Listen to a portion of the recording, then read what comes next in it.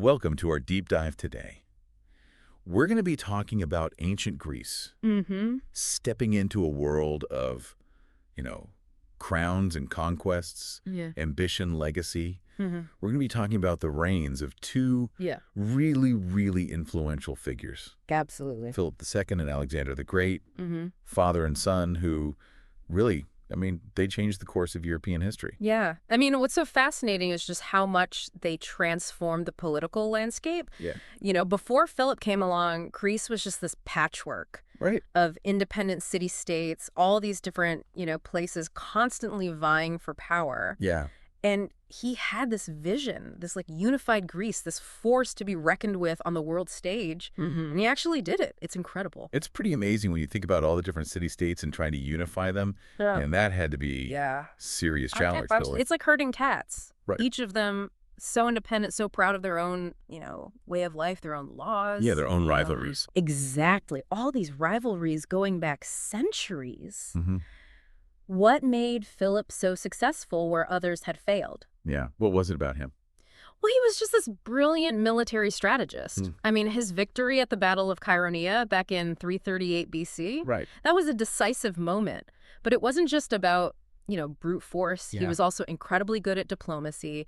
He knew how to manipulate situations to his advantage, forging alliances and strategically using, marriages to consolidate his power. Yeah. He understood that to truly unite Greece, he needed more than just military dominance. Yeah, he had to bring people together in a way, I guess, make them feel like they were part of something better. I was reading about that Battle of Chaeronea. That's where the Theban sacred band met their end, right? Oh, yeah. They were totally wiped out. Tragic end. They were an elite unit. Yeah. All couples, by the way. Oh, wow. I didn't know that. Known for their unwavering loyalty and incredible fighting skills. Just imagine that clash. They faced Alexander, who was only 18 at the time. Wow. Leading the Macedonian left flank. So young. Their bravery is legendary, even in defeat. It's incredible that even though they were, enemies, there was still that respect for their courage. Oh, absolutely. And the discovery of that lion statue that Philip erected to honor their sacrifice alongside the remains of those warriors. Wow. It's a real testament to their courage. Yeah. And, it says a lot about Philip's character, too. He understood the power of symbolism and how to use it to foster unity. Even in victory, he paid tribute to their valor. That's a fascinating insight into his character, that he could be so ruthless, but also have that respect. Yeah. So after Chaeronea, most of Greece was under his control at that point. Pretty much. Except for Sparta, of course. Well, of course. The Spartans always the exception. They always had to be different. They were a proud bunch. So he established this thing called the Macedonian-Greek Permanent Alliance, basically bringing most of the city-states under his control. Right. But Sparta, true to their reputation, remained defiant. They just wouldn't back down. Nope. When Philip threatened them, demanding their submission, you know what they replied. What's that? If. Just ifs. One word, classic Spartans. They always did have a way with words. Decades earlier, when they were facing the Persian Emperor Xerxes, oh, yeah. You know what their response was? Please. Wow, they really knew how to make a point. They believed in action, not words. It's amazing that not everyone was opposed to Philip's rule, though. Right. I was reading about this Athenian orator who actually advocated for Macedonian control. Yeah, Isocrates. That seems a little odd, doesn't it? For someone from Athens. Yeah, you'd think they'd be all about democracy. Exactly, to be supporting a king. Yeah, he was a fascinating guy. Isocrates, a real idealist in a way. He believed that Greece needed a strong leader to overcome its internal divisions and achieve its true potential. So he saw Philip as the guy to do that. He did. He even wrote a letter to Philip outlining his vision. Really? Yeah. What did he say? He talked about a united Greece, strong enough to finally challenge the Persian Empire. He urged Philip to treat the Greeks with respect, but to use force against the Persians. So he wanted him to be a benevolent dictator, basically. That's a tough balancing act. It is. And tragically, things didn't quite work out the way Isocrates hoped. So what happened when Philip actually did unify Greece? Didn't it live up to his expectations? No, not at all. You see, Isocrates dreamed of a peaceful unification. Right. Philip achieved it through military might. So it wasn't the kind of unity that Isocrates had in mind. Not even close. Yeah. For Isocrates, witnessing Athens, his beloved city, subjugated to Macedonian control, that just shattered his ideals, he saw it as a betrayal of everything he'd hoped for. So what did he do? Did he try to fight back? His response was heartbreaking. He went on a hunger strike, and he died just 4 days after Philip's victory at Chaeronea. It's a powerful statement. It is. It was a tragic end for a man who truly believed in a united Greece. But a Greece united through peace, not force. And the irony is he predicted it all. He did. In his writings, he warned that Philip's forceful approach would lead to rebellion. And was he right? He was Philip's assassination at his own daughter's wedding feast. Wait, hold on. He was assassinated. Yeah. At his daughter's wedding. It created this power vacuum. Right. And several Greek city-states saw it as their chance to break free. That's crazy. Tell me more about the assassination. Was it like a political conspiracy or something? Well, the details are a bit murky. It happened during the wedding festivities. He was killed by his own bodyguard, Pausanias. Wow. Some say Pausanias acted out of personal revenge. Okay. Others believe there was a wider conspiracy, possibly involving Olympias, Philip's wife, and Alexander's mother. Oh, wow. But the truth is, we may never know for sure. It's like something out of a Shakespearean tragedy. All this intrigue, betrayal, murder at a wedding feast. It's a story that's captivated people for centuries. So what happened to Philip's grand vision? Well, it could have all fallen apart. But his son Alexander stepped up. Alexander the Great. He was only 20 years old. Wow. But he inherited his father's ambition and proved to be even more ruthless and decisive. So the legend begins. This is where it all takes off.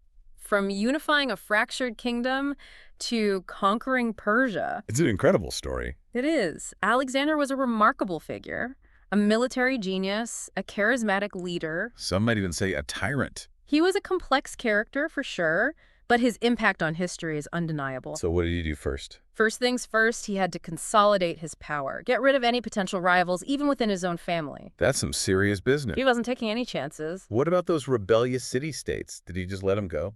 Absolutely not. Okay. Alexander marched south with his elite cavalry. He crushed those uprisings before they could gain any real momentum. So he was sending a message, basically. He was making it clear that Macedonian dominance over Greece would continue under his rule. He was determined to follow through on his father's vision. Yeah, but he also had his own ambitions. Ambitions that went far beyond the borders of Greece. So he inherited the kingdom, the vision for a united Greece. But he wanted more. He wanted to create an empire that would stretch across continents. Wow. Pretty ambitious for a 20-year-old. It is. And how did he go about doing that? Well, he did something that mirrored his father's strategy. Okay. He convened another alliance assembly in Corinth. He wanted to secure his position as the leader of a united Greek force. Makes sense. Yeah. So he could use that force to achieve his own goals. Exactly. He declared war on Persia and set off on his legendary conquests. Alexander was determined to make his mark on the world, and he definitely succeeded. From Greece to Persia and beyond. It's amazing how these two Macedonian kings, father and son, shaped the course of history. Their ambition, their military prowess, they left an incredible legacy. Absolutely. Yeah. And their influence extended far beyond their military achievements. In what way? Well, their patronage of arts and culture helped usher in the Hellenistic period. Oh, right, the Hellenistic period. That was a really interesting time. It was a wasn't golden age, a fusion of Greek, Egyptian, and Persian influences. This vibrant new cultural landscape that influenced Western civilization for centuries. It's incredible how much their conquests shaped the world. It is. It's a fascinating period of cultural fusion and intellectual ferment, a direct result of their actions. So we've talked a lot about kings and conquests, but you mentioned earlier this philosopher who lived in a barrel. Ah, yes. Diogenes. Diogenes. Yes, cynic. I'm really curious about him. Me living in a barrel, that's pretty extreme. He was a fascinating character. He represents a completely different side of ancient Greek thought, Okay. a philosophical counterpoint to the world of kings and conquests. So he was like the anti-Alexander. In a way, he rejected all material possessions and societal norms. He chose to live a life of radical simplicity. A life of self-sufficiency. Exactly. It makes you wonder what would lead someone to make that choice. His unconventional lifestyle was a rejection of what he saw as the artificiality and hypocrisy of society. He wanted to live authentically. He believed that true happiness lay in living in accordance with nature, free from the constraints of material possessions, social status, conventional morality. Sounds like he was a bit of a rebel. He was a provocateur, a philosophical gadfly. He challenged people to question their values and their assumptions about what constitutes a good life. I bet people didn't always appreciate that. Probably not, but he wasn't afraid to speak his mind. So how did he end up crossing paths with Alexander the Great? Well, during his time in Corinth, Alexander was known for his interest in philosophy. Right. And he heard about this eccentric philosopher living in a barrel. I can only imagine what he thought. He was intrigued. He decided to pay Diogenes a visit, probably wanted to see if he lived up to his reputation. It's a fascinating clash of personalities. The conqueror of nations versus the champion of simplicity. Two very different visions of how to live a meaningful life. I can't wait to hear what happened when those two worlds collided. That's a story for our next deep dive. Stay tuned. So last time we left off with Alexander the Great. He was fresh off his victories in Greece. Right. And he was about to have this meeting with Diogenes. Right. This, philosopher who famously made a barrel his home. Yeah. I'm just picturing this scene, Alexander at the height of his power, surrounded by his entourage, approaching this guy who has literally turned his back on material wealth and social status. It's a powerful image. What a contrast. And it really speaks to Alexander's curiosity. Yeah. Here he is, this young king. He could have anything he wants, yet he's drawn to this man who's renounced everything. Yeah, it makes you wonder what he was hoping to gain from this encounter. Right. Was he looking for validation, wisdom? Or maybe he just wanted to see if Diogenes lived up to his reputation. I mean, there are accounts that suggest Alexander was really impressed by him. Really? Yeah. By Diogenes. But Diogenes' self-sufficiency and his honesty. His honesty. Yeah. Right, because, this was a time when... Yeah, everyone's just flattering. Flattery and deference were expected. And Diogenes just didn't play that game. Yeah, he was his own man. He lived by his own rules. And that intrigued Alexander. I think so. So tell me about this encounter. Okay. What happened when these two worlds collided? Well, the story goes that Alexander approaches Diogenes and he asks him, is there anything that the king could do for him? It's like a power move almost. It is. It's a gesture of power and generosity. Right. But Diogenes, true to his cynic philosophy, just sees right through it. So he doesn't ask for, a palace or a royal appointment or anything? No, according to legend, Diogenes looks up at Alexander and says, yes, stand aside. You're blocking my sunlight.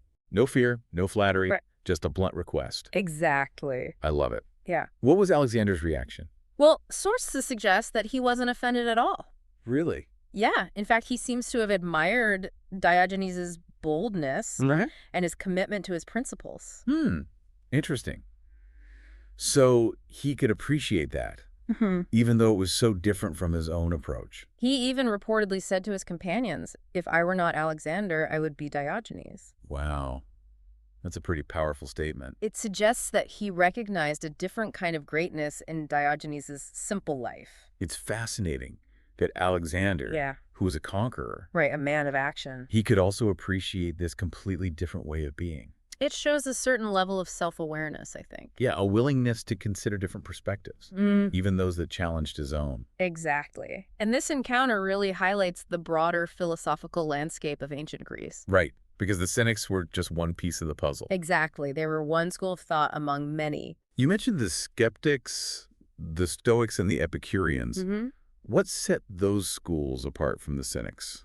Well, they were all grappling with these fundamental questions about happiness, virtue, the nature of reality. Right. But they approached them from different angles. So the Skeptics, for example. Yeah, the Skeptics were masters of doubt. Okay. They questioned everything.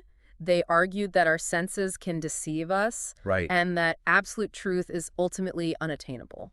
So they were like the ancient Greek version of trust but verify. Exactly. They were all about questioning, probing, never taking anything for granted. So it wasn't about being cynical or negative, right? Right. It was more about achieving a state of mental tranquility. Okay. What they called ataraxia. Ataraxia. By suspending judgment and accepting the limits of human understanding. It's like they were saying, let go of the need to know everything, for sure, and you'll find peace. Exactly. It's an interesting concept. And then you have the Stoics. Okay. The Stoics, they emphasized virtue, self-control, and living in harmony with nature and reason. Okay. They believe that the universe is governed by a divine logos, this rational principle, and that we should strive to align our lives with this cosmic order. So it was about accepting what you can't control and focusing on what you can. Exactly. Your own thoughts, actions, Exactly, flow, but also, be the best version of yourself. I like that. And then finally, we have the Epicureans. Now, when I hear Epicureans, I think of, pleasure. Indulgence. Right. Parties. But that's not quite what they were advocating. Okay, so it wasn't about hedonistic excess. Not at all. No. They defined pleasure as the absence of pain and distress. So physical and mental. Both. They advocated for living a simple life, cultivating friendships and pursuing knowledge. So finding joy in the simple things. Yeah. Avoiding unnecessary stress and drama. Pretty modern approach. It is. But didn't you mention something about an Epicurean paradox? Oh, yeah. That challenged Christian thought? Yeah. The Epicurean paradox, or the problem of evil, it raises this really tricky question. Which is? If God is all-powerful and all-good, why is there suffering? Right. If he can prevent it but chooses not to, is he really benevolent?